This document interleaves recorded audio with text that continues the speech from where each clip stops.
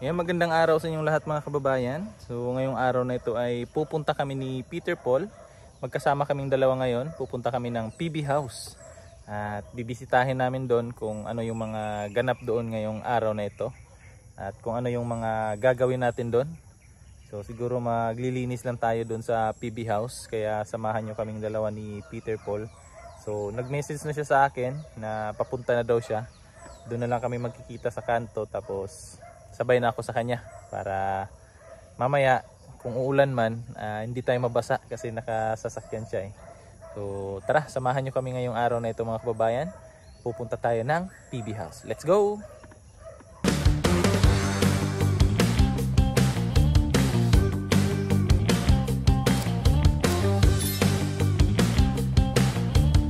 So ayan mga kababayan, nandito na po si Peter Paul.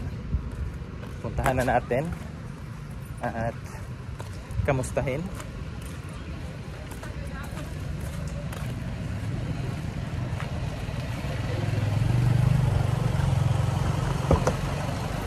Yan. Ayo. Hello, good morning.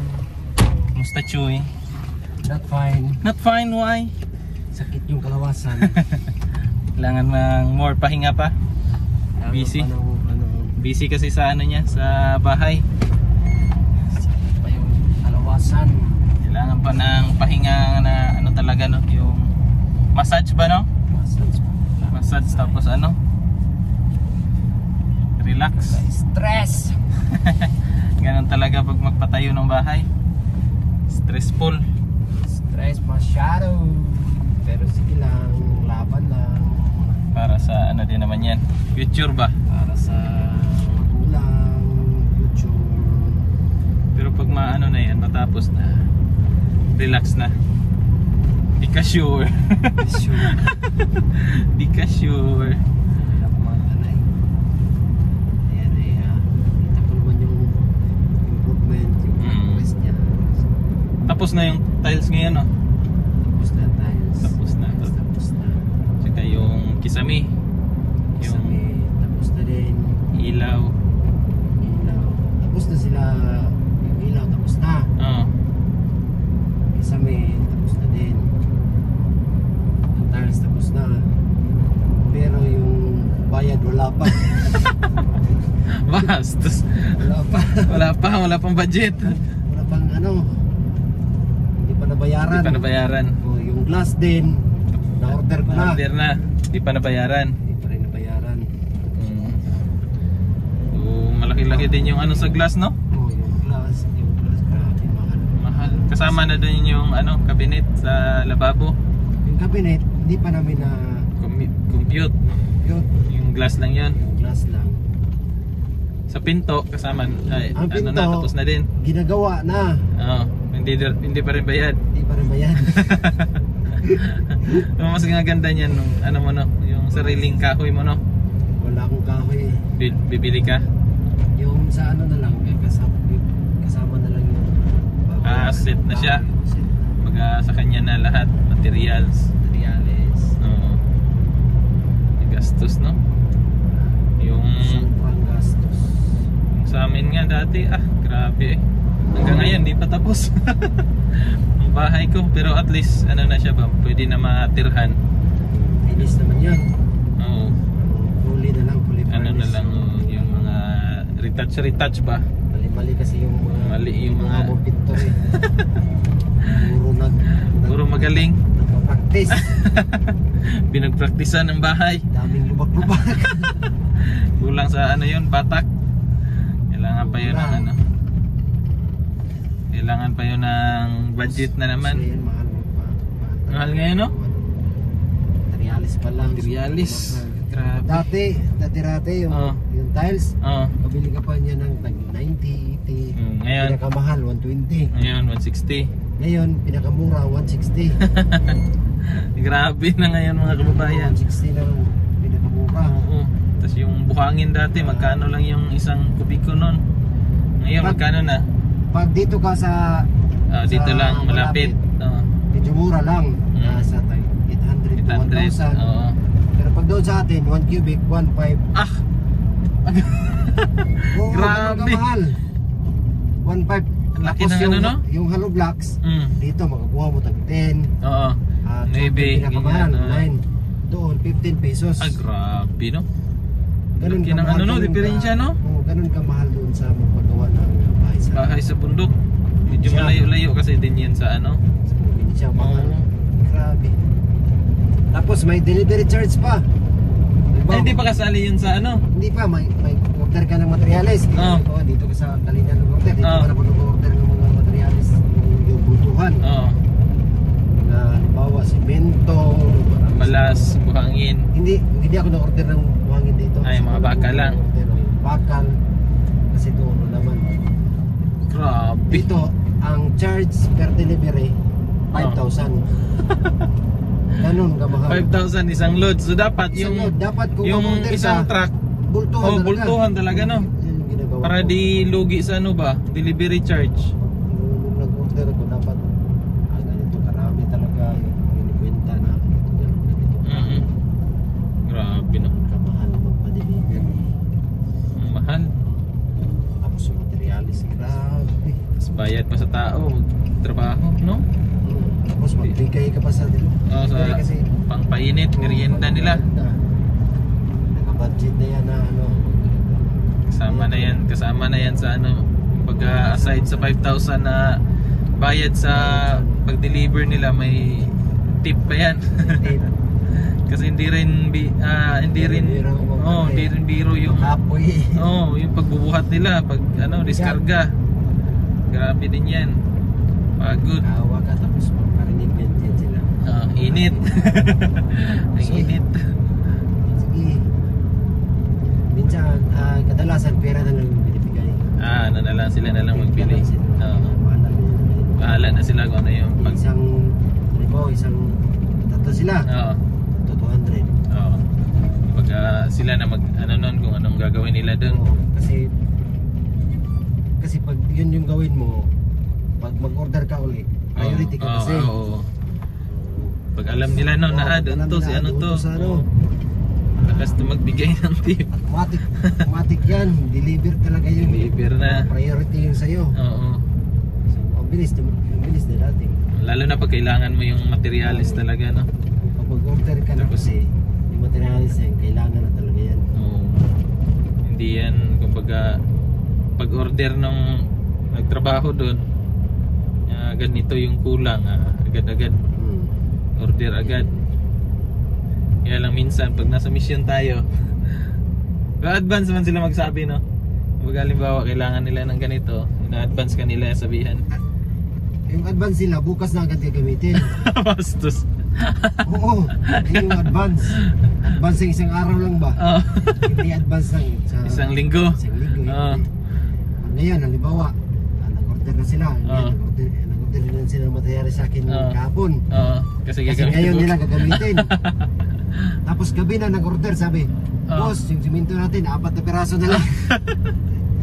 Ako naman, taranta ka na. Ngayon, hindi pa ako nag-order ngayon. Hindi pa nag-reply yung ano. Yung hardware, may number ka na lang, no? Contact na lang. Kasi kung ako yung pupunta, hassle, tapos may ano pa tayo, lakad, mga misyon. Yung pinakuha ko yung time kasi natin hindi hindi natin maalam. Kasi minsan pag sinabi ni Sir Paul na ganito may gagawin tayo, hindi natin compare natin kung yung may talaga tayo na araw na specific na talaga pwede tayo magawa, may schedule natin ganun. So ang sa atin kasi kumbaga iba-iba ba yung pahinga natin, so kaya ganun kahirap magpagawa ng bahay na na biyahe tayo. Halimbawa, Merkules, tapos napunta tayo bundok, tapos mapagod. Pagod na. Pahinga muna tayo. Pahinga muna bukas. Ayan. So hindi mo na schedule hindi schedule yung pahinga mo ba, yung mga gagawin mo. Imbis na kung halimbawa maano natin ngayon, napag-usapan natin pahinga muna tayo ngayon. Ngayong araw pahinga tayo. So nasa isip mo na yung araw na yan kasi wala kaming trabaho. Mag-order na ako niyang niyan, mga Semento niyan, pupunta ako doon. Naka-schedule. Schedule mo. Pero okay lang yun kasi sa pagtulong man din. Kaya minsan talaga may ano lang, yung lalo na sa'yo, mga kailangan ng pagkakailangan mo dun ba, kung pagkakailangan mo na masubaybayan din, lalo na nung ano, di ba, yung kailangan mabantayan mo yung may mga stock pa ba, may mga mga tama ba yung sukat, tama ba yung mga gagawin nila, kasi minsan pag may tatanong sila sa'yo hindi ka makontak kasi nasa ano tayo, di ba? Walang signal. So yun yung kahirapan din mga kababayan. Yun yung isa sa mga gusto nyo ma-stress pag uwi yung bahay. yun yung mga isa sa mga problema ngayon ni Petra, yung mga trial sa paggawa ng bahay. Yun yung nagpapasakit sa kanya katawan. Kasi minsan ano na eh, siya na mismo gumagawa eh. Siya na mismo gumagawa sa ano niya, sa bahay niya. Halimbawa yun sila sa Paul ng bakasyon sa Vietnam. Oo. Hindi ko talaga sinasayang yung Oras. Kaya lang problema, nandun nga ako, wala naman yung mga panday. Kumbaga yung schedule ba, no? Minsan nag-ano. mainis ka talaga eh. Oo. Kaya yung pasensya mo ba, inaano ba, parang Sinusubok. sinusubok yung pasensya mo. Sinusubok. Kumbaga kung hanggang saan yung pagtitimpi mo, no? Ganun ba? Lalo na pag ano yan, Choy, yung halimbawa gusto mo na matapos, doon ka pa aanohin. Parang aasarin ka ng panahon. Imbis na gusto mong ganito, may hinahabol ka na target na ganito, gusto ko na ma-close na tong bahay para safe sa na akin, ganyan. Para sa akin, mas maigi pa yung akong kontrata kasi pwede ako makautos sa mga tauhan ko na bilisan natin to kasi ganito, ganyan. Kaysa sa ikaw Kung ikaw nagpapagawa. magpagawa, mahihiya ka sabi sa Totoo. Totoo. sabi na Bilisan natin. Mahihiya ka talaga. Kasi baka isipin nila stricto nung ano, no, ganyan. Pero yung ako na sa mga kontrata, sabihan ko talaga yung mga panday, mga Labor mo, mga trabahante, gano'n. bilisan natin to para sa susunod meron na naman tayong project. Ganyan ba? Yun yung Hindi yung ngayon mahihiya ka totoo yan. totoo. Kahit ako nung doon sa bahay, yung mga kakilala ko lang naggawa nun. Pero Kaya si Sir Paul nga nahihiya siya na. ako ngayon tagasabi. Kasi hindi man ako nagpagawa. Ako nga sabihan ko. Boss Bitoy, sabi ni Sir Paul, bilisan daw natin, bilisan daw ano. Yan, ano ka man, ganun talaga, no? Madaan mo sa ano ba? Biro. Pero pag ikaw yung magpagawa, kahit biro lang, parang mahihiya ka. Kasi baka naano ka eh, kasi kung baka anong isipin nila ba, yun yung iniisip natin, baka maano sila, ma-offend sila sa sasabihin mo. Kaya nag-iingat ka rin na ano, hinahayaan mo na lang, sige, okay na lang. Kaya ganun. So yun po mga kababayan, ngayong araw na ito ay bibisita kami ngayon sa PB House. Hindi tayo bibisita. Ay, hindi ba tayo bibisita? Araw-araw kami pupunta doon. Bibisita, pag bibisita, paminsan-minsan lang. So ngayon, i-check na lang. Hindi. Hindi rin i-check. Pupunta tayo sa PB House. Doon pupunta kami sa aming trabaho ngayon mga kababayan. Workplace. Kasi doon tayo nagtatrabaho eh. Bisita. Para lang para lang bakasyonista. Bisita lang kami dito. Araw-araw. So araw-araw tayo bumisita. Kaya nga tinawag na ano no, na PB House. Kasi doon bahay natin 'yon.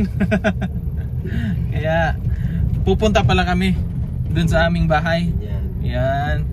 So, pupuntahan namin yung bahay namin ngayon mga kababayan. At i-check namin kasi grabe yung ano ngayon. Yung may i-check ka pa ba doon? May i-check kami kung yung badyang yung priority ko dyan, Choy. Kailangan healthy yung tubo niya. Kinakain ng ano eh, snail. Pero ang ganda na ng ano dun, ng tubo ng mga halaman dun. So see you. Sakit. Hindi ka ay gabi na pala no. So yun mga kababayan. Mamaya ulit. Bye-bye po. Bastos ka. Hindi pa pala. Hindi pa. Punta tayo dun. Maraming salamat. God bless po. Bastos ka. Hindi pa tapos. Hindi pa kaumpisa pa lang natin eh. Bastos sir. So mamaya ulit mga kababayan. Yan mga kababayan, nandito na tayo sa PB House. Doorbell na tayo. Kasi andyan na si Milvin tsaka Junjun.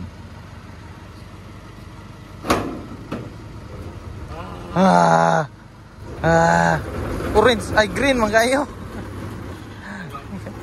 Green man kayo. Green gig suot ba? Ha? Morning John. Amisbis ka nga ulan ng gabi. Amisbis ka dyan nga ulan ng gabi igot.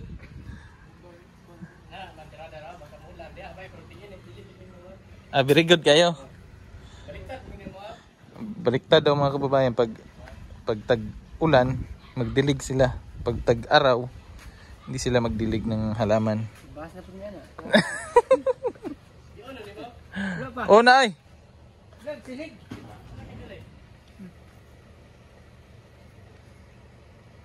Pislita! Oo naman. Waro! Napilo na. Awa na oy. Grabe ang ulan dito kagabi mga kababayan. Ayan o, nahinog na o. Pinya. Pwede yung harbison dyan ba? Pinya.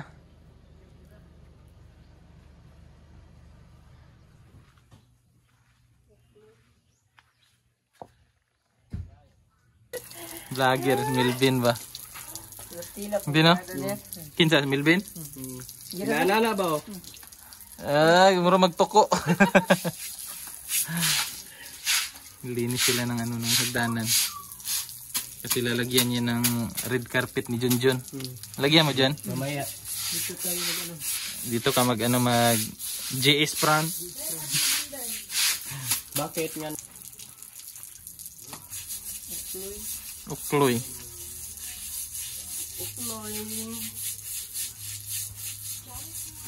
Sige. So yan po si Junjun mga kababayan.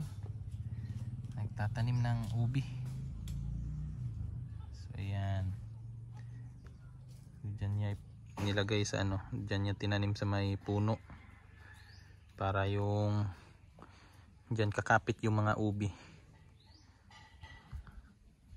So mga ilang ano lang yan. Ilang buwan.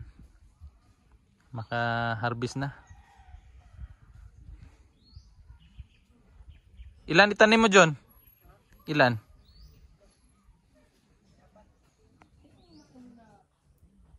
Tapos may mga na, ano na rin kami dito na mga kasoy yun, oh. Yan, mga kasoy yan. Naitanim na. Ha? Gali.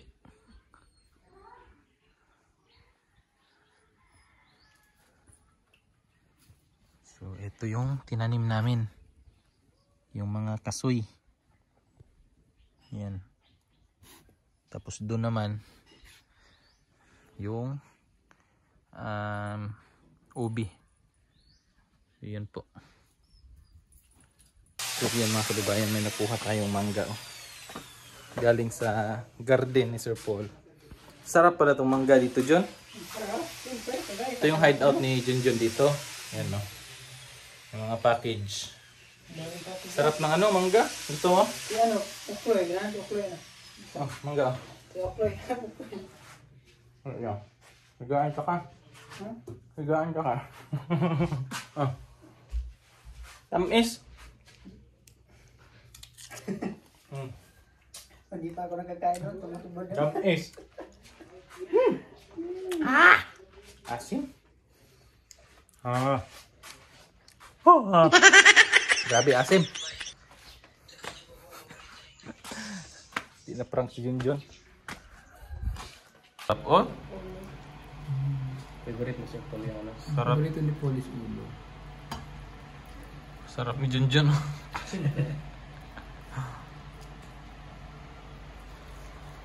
Luto ni Madam na good na. Oh, Sir Paul. Sige to ha. Ah, ito pala Sir Paul. Bago na pala yung ano ni Sir Paul ngayon. Nangayayat si Sir Paul. Kain na Sir Paul. Sige. Ang po idam. Let's pray. Heavenly Father God, thank you for this day. Maraming salamat po sa araw na ito, sa kaibigan, sa Police Food, sa panamin. This is for the nourishment of our God. Guide niyo po kami sa buong araw na ito ng gagawin. Sa Jesus' name, Amen. Amen. Ito yung paborito ko. Galunggong. Ay, di tambaka, tsaka... Dili na lang ka. So yun po mga kababayan, tapos na kaming kumain. Dito muna tayo, tambay saglit. Tapos mamaya, aalis kami. Abangan nyo na lang sa mga vlog ni Peter Paul kung ano yung mga gagawin namin maya-maya. So sa ngayon, tatapusin ko na muna itong vlog natin dito kasi medyo mahaba na rin. So hanggang sa susunod ulit mga kababayan, ingat po kayo palagi. Lalo na sa panahon natin ngayon na uso yung sakit. So mas maganda mag-take kayo ng vitamins and then more on water. Kasi yun po yung ginagawa ko nung pagdating ko dito sa galing Japan, pagdating ko dito sa Pilipinas. Yung ano ko, yung immune system ko parang mahina. So ginagawa ko ngayon, nag-take ako ng vitamins and then inom ng maraming tubig. So yun yung ginagawa ko mga kababayan. So ngayon, sa awa ng Diyos, hindi na tayo sakitin. So yun na nga po yung napagkwentuhan natin sa ni Peter Paul kanina, no, doon sa sasakyan na medyo stressful si Peter Paul ngayon. Gawa nga ng nagpapatrabaho siya sa bahay niya, nagpapagawa siya ng bahay and then kumbaga syempre pag nagpapagawa tayo ng bahay kailangan natin ng budget, ng malaking budget. So yun yung isa sa mga problema ngayon ni Peter Paul. So pero at least nakita naman natin yung yung pinaghirapan niya, nakita natin yung improvement ng pinapatayo niyang bahay. So ayan, kunting tiis na lang yan, matatapos na din yung niya, yung bahay, dream house niya. So yun po mga kababayan, hanggang dito na lang po at maraming salamat po hanggang sa susunod. Bye bye.